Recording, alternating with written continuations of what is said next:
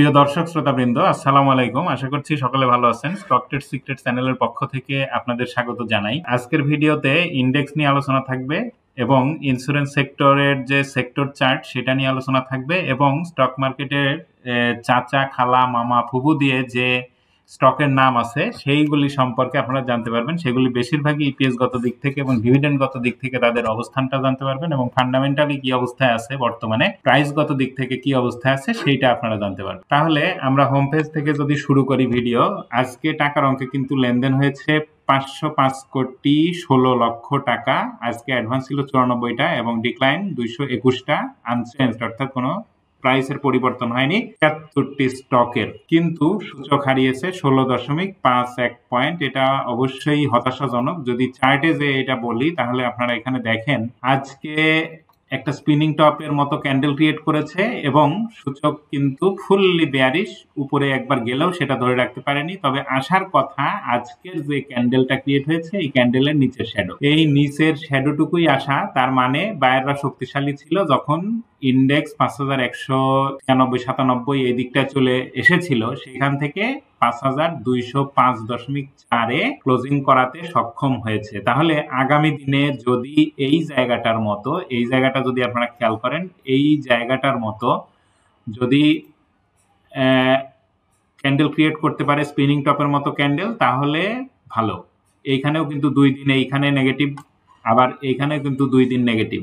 এরকম ভাবে 2 দিন নেগেটিভের পরে যদি আগামী দিন মার্কেট এখান থেকে বাউন্স ব্যাক করে এবং ঘুরে যাওয়ার মতো অবস্থা ক্রিয়েট করেও আজকে কিন্তু হিস্টোগ্রাম, এইখানে দেখেন যে হিস্টোগ্রামটাকে আরো গাঢ় করেছে। হিস্টোগ্রামকে আরো গাঢ় করা মানে আরো নেগেটিভ হওয়ার আভাস। তবে এখান থেকে নেগেটিভ নাও হতে পারে, এখান থেকে আগামীকাল পজিটিভ হলেও হতে পারে। পজিটিভ হতে হলে এরকম একটা গ্রিন ক্যান্ডেল, এই ক্যান্ডেলটার মতো অর্থাৎ 20 ফেব্রুয়ারি 2025-এ যে ক্যান্ডেল ক্রিয়েট করেছিল এই ক্যান্ডেলের মতো একটা গ্রিন ক্যান্ডেল এই জায়গাটায় ক্রিয়েট করতে হবে। যদি সেটা মার্কেট পারে আগামীকাল তাহলে বাউন্স ব্যাক করা সম্ভব। আর যদি সেক্ষেত্রে বাউন্স ব্যাক না করে তাহলে একটা আয়তকে আমি আপনাদের দেখাতে চেয়েছি। যদি এটা আপনারা একটু খেয়াল করেন, দেখেন যে এই জায়গাটা হলো মার্কেটের চলাচলের পাথ, অর্থাৎ উপরে 5,267, নিচে 5,104। তাহলে এইখান থেকে মার্কেট যদি নেগেটিভ হয়ে যায়, প্যানিক হওয়ার কোনো কারণ নাই। খুব অনেক দূর নেমে যে ম্যাসাকার হয়ে যাবে সেই সুযোগ আপাতত মার্কেটের নাই। যে টার্নওভার হচ্ছে এই টার্নওভার দিয়ে মার্কেটকে অনেক ফেলে দেয়া 300-400-500 পয়েন্ট নাই করে দিবে সেই সম্ভাবনা নাই। তাহলে এখান থেকে মার্কেট ভালো হওয়ার সম্ভাবনাটাই বেশি। এবারে আমি বলেছিলাম যে ইন্স্যুরেন্স সেক্টরটা কি অবস্থায় আছে সেটা যদি আপনাদেরকে একটু বলি, তাহলে সেক্টর চার্টে যে আমি যদি ইন্স্যুরেন্সে যাই তাহলে দেখেন যে ইন্স্যুরেন্স সেক্টর কিন্তু এই ভালো হচ্ছে করেও কিন্তু ভালো হতে পারছে না।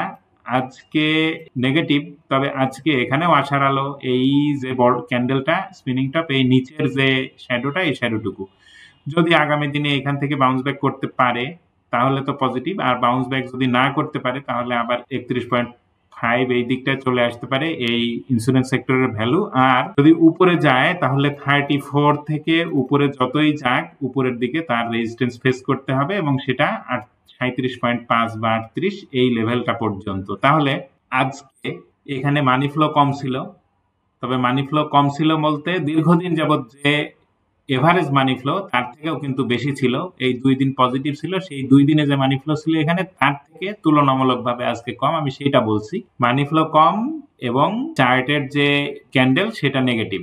তাহলে আগামী দিনে যদি এই মানি ফ্লোই থাকে এবং এইখানে যদি একটা গ্রিন ক্যান্ডেল ক্রিয়েট করতে পারে তাহলে উপরে যাওয়ার সম্ভাবনা। তাছাড়া উপরে যাওয়ার সম্ভাবনা এই ইন্স্যুরেন্স সেক্টরের। আমি বলেছিলাম যে স্টক মার্কেটে কিছু চাচা, মামা, খালা, ফুফুদের নাম দিয়ে কিছু স্টক আছে, যেরকম মালেক স্পিন, আমি মতিন স্পিন, মালেক স্পিন, এ ধরনের আরো কিছু আছে, রহিমা ফুড, রহিম টেক্স, কেয়া কসমেটিক্স, কাশেম ইন্ডাস্ট্রিজ।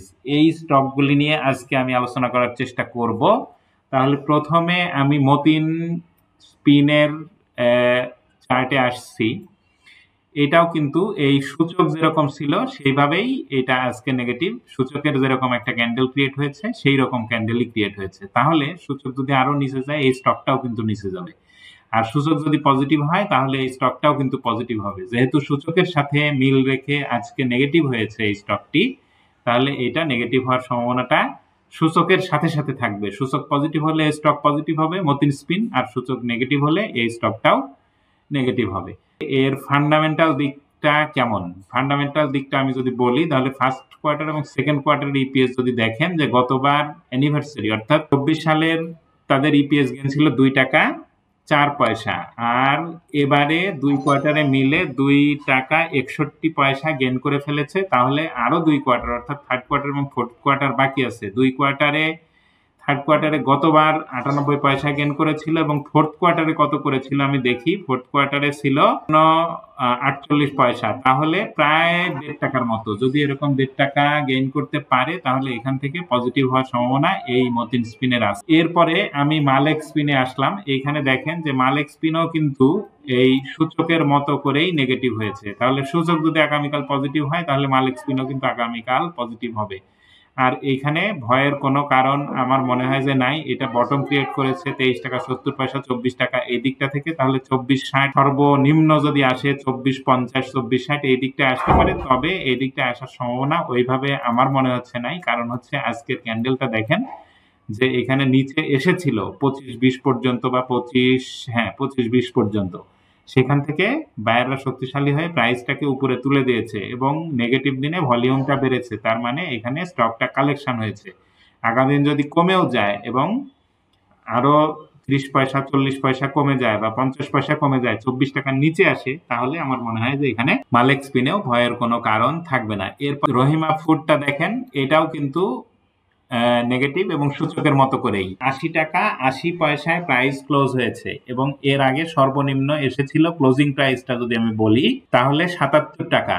এটা গত ফেব্রুয়ারির শুরু অর্থাৎ 4 ফেব্রুয়ারির কথা আমি বললাম। তাহলে এখান থেকে যদি কমেও যায় তাহলে 77 টাকা 90 পয়সা এই দিকটা পর্যন্ত আসতে পারে যদি অনেকটা কমে যায় তাহলে এই রহিমা ফুড। তাছাড়া এর নিচে নেমে আসার সম্ভাবনা আপাতত দেখা যায় না। এরপরে রহিম টেক যদি আপনারা একটু দেখেন যে এই স্টকটার ফান্ডামেন্টাল দিকটা যদি আমি বলি, ফার্স্ট কোয়ার্টার এবং সেকেন্ড কোয়ার্টারে গত বছরের থেকে কিন্তু পজিটিভ আছে। গত বছরে 1 টাকা 3 পয়সা আয় করেও 10% অর্থাৎ 1 টাকা ডিভিডেন্ড দিয়েছিল শেয়ার হোল্ডারদের। তাহলে এই রহিম টেক্সের ডিভিডেন্ড হিস্ট্রি যদি দেখেন এটা কিন্তু ভালোই। 23 সালে খারাপ দিয়েছে, কিন্তু 20 সাল থেকে 24 সাল পর্যন্ত এরা 10 থেকে 16% পর্যন্ত ক্যাশ ডিভিডেন্ড দিয়েছে। তাহলে এবারে যেহেতু ইপিএস 2 কোয়ার্টারে ফার্স্ট কোয়ার্টার সেকেন্ড কোয়ার্টারে পজিটিভ, যদি থার্ড কোয়ার্টার এবং ফোর্থ কোয়ার্টারে পজিটিভ রাখতে পারে তাহলে এই রহিম টেক্স অবশ্যই ভালো ডিভিডেন্ড দিবে এবং সেক্ষেত্রে থার্ড কোয়ার্টারের আগে এর একটা প্রাইস র্যালি আমরা দেখব। এখন 115তে অবস্থান করছে এবং এটা দীর্ঘদিন যাবৎ এই 107 থেকে 120 22 25 এর মধ্যে ঘোরাফেরা করছে। যদি মোটা দাগে বলা হয় তাহলে 120 থেকে 112-13 এইটার ভিতরে, তার মানে 10 টাকার ভিতরে এর প্রাইস উঠানামা করছে। এখন যেখানে আছে এখান থেকে অনেক বেশিও যদি কমে যায় তাহলে 5-7 টাকা কমতে পারে, আর উপরে যদি যায় তাহলে এখান থেকে 20 টাকা বাড়ার সম্ভাবনা আছে। আর ইপিএস কে কেন্দ্র করে যদি বাড়ে তাহলে আরো একটু উপরে গেলে যেতে পারে। আর এবার কাশিম ইন্ডাস্ট্রিজ আজকে কিন্তু বড় একটা নেগেটিভ, কিন্তু নেগেটিভ হলেও কি হবে, এটা কিন্তু মুভিং এভারেজের যে ভ্যালু অর্থাৎ 31 টাকা 90 পয়সা তার নিচে প্রাইস ভেঙে নেমে যায়নি। তাহলে আগামী দিন যদি এই মুভিং এভারেজের ভ্যালু ভেঙে নিচে নেমে না যায় তাহলে এখানে আমার মনে হয় যে ভয়ের কোনো কারণ নাই। আর এই স্টকগুলি বটম ক্রিয়েট করে অনেক উপরে যায়নি। 24 টাকা 25 টাকা এই দিকটায় ছিল, এখন 32 টাকা আজকের ক্লোজিং। এটা মুভিং এভারেজের ভ্যালু ভেঙে নিচে নেমে যায়ও তারপরেও এটা হয়তো আরো 2-3 টাকা কমে 30 টাকা বা 29 টাকা এর নিচে যাওয়ার সম্ভাবনা আপাতত আমি দেখি না। এরপরে কেয়া কসমেটিক্স যদি আমরা দেখি, আমি বলছি যে চাচা খালা মামা ফুফুদের নামে যে স্টকগুলি আছে সেগুলি আজকে আলোচনা হবে। তাহলে কেয়া কসমেটিক্সে আমি আসলাম, এটার প্রাইস কিন্তু 4 টাকা 60 পয়সা। একটা জিনিস আপনারা বাজারে খেয়াল করবেন, বলা হচ্ছে যে কেয়া গ্রুপের তাদের যে ইন্ডাস্ট্রিজ যেগুলি ছিল সব নাকি বন্ধ। তাহলে সব যদি বন্ধ হয়ে যায় তাহলে তাদের ওয়্যার হাউস বন্ধ হলে তাদের সাপ্লাই চেইন বন্ধ। যদি সাপ্লাই চেইন বন্ধ হয় মার্কেটে প্রোডাক্ট থাকবে না।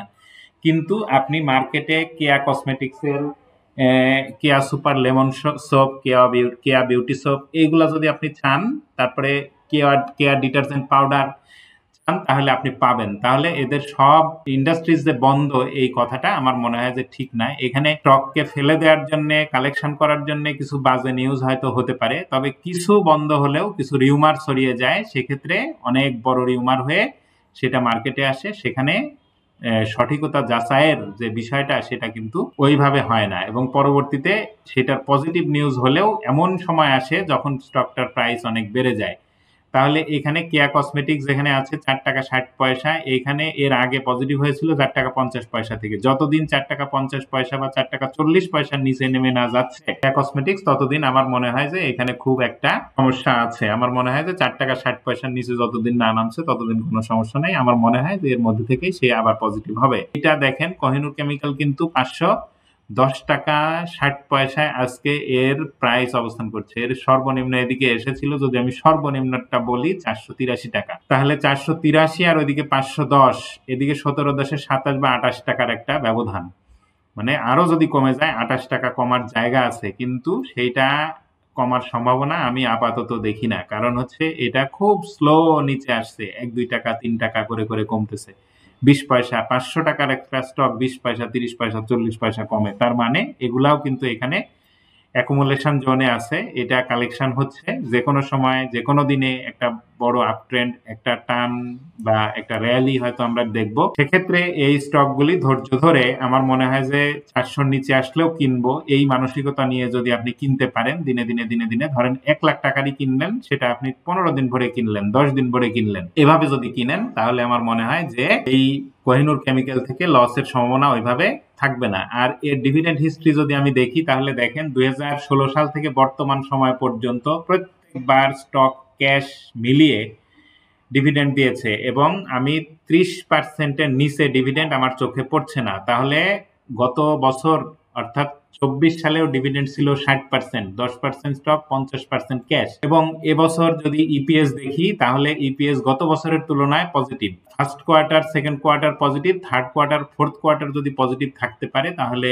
গত বছরের মতো 60% ডিভিডেন্ড দেওয়ার সক্ষমতা এই স্টকটির থাকবে। আর এর ভালো দিক হচ্ছে এর পেড আপ ক্যাপিটাল কম, 3,71,00,000 মাত্র শেয়ার, তার 50% আছে ডিরেক্টরদের কাছে, ইনস্টিটিউট, পাবলিক এবং ফরেন ইনভেস্টর মিলিয়ে আছে বাকি 50%-এরও কম। তাহলে এই স্টকটা খুব বেশি কমে যাবে এটা আসলে ধারণা করা বা ধরে নেওয়া যাবে না। এটা যেখানে আছে এখান থেকে উপরের দিকে যাওয়ার সম্ভাবনাটাই বেশি। আর কমেও যদি খুব যায়, তাহলে 10 টাকা 15 টাকা কমতে পারে। সেক্ষেত্রে ভয়ের কোনো কারণ আছে বলে আমি মনে করি না। যাই হোক, আজকের এই স্টকগুলির আলোচনা আপনাদের সামনে তুলে ধরলাম। যদি ভালো লাগে তাহলে লাইক দিতে পারেন, শেয়ার করতে পারেন এবং কমেন্ট করে জানাতে পারেন আপনার ভালো লাগা মন্দ লাগা। ধন্যবাদ সবাইকে, ভালো থাকবেন।